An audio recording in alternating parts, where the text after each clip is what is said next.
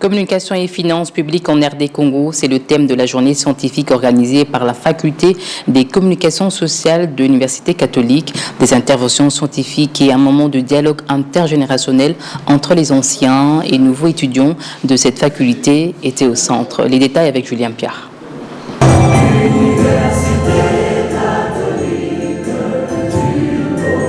Ce mercredi 12 juin 2025, l'Université catholique du Congo a vibré au rythme de la 59e journée mondiale des communications sociales. Organisée par la faculté des communications sociales, cette rencontre a réuni experts, journalistes, anciens de l'UCC, les autorités académiques ainsi que les étudiants autour de deux grands thèmes, la communication et finances publiques en RDC ainsi que le dialogue intergénérationnel. Comme à l'accoutumée, le doyen de la faculté a expliqué l'importance de cette journée instituée par le Concile Vatican II. Cette journée manifeste la pleine conscience des enjeux spirituels, moraux qui représentent les regards de masse à notre société. S'en est suivi d'une conférence magistrale du professeur Jean-Marie Bomengola qui a souligné le rôle de la communication dans l'éducation, l'Église et la gouvernance.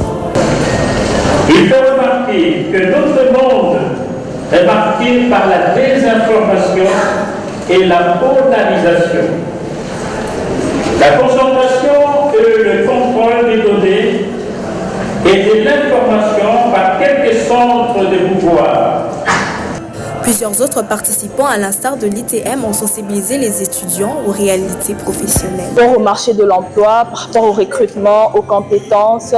Et ITM a cette particularité-là déjà, d'une part, d'engager des jeunes et deuxièmement, de pouvoir booster professionnellement et booster les carrières des personnes. Le temps fort de cette journée a été marqué par un partage d'expériences entre anciens de la faculté et la nouvelle génération.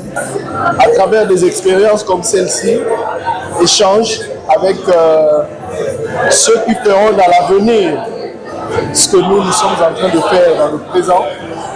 Donc entre différentes générations, c'est possible. Il faut multiplier des initiatives comme ça. Je me rappelle qu'à notre époque également, cette journée existait, mais aujourd'hui elle a pris notre dimension. C'est très bien.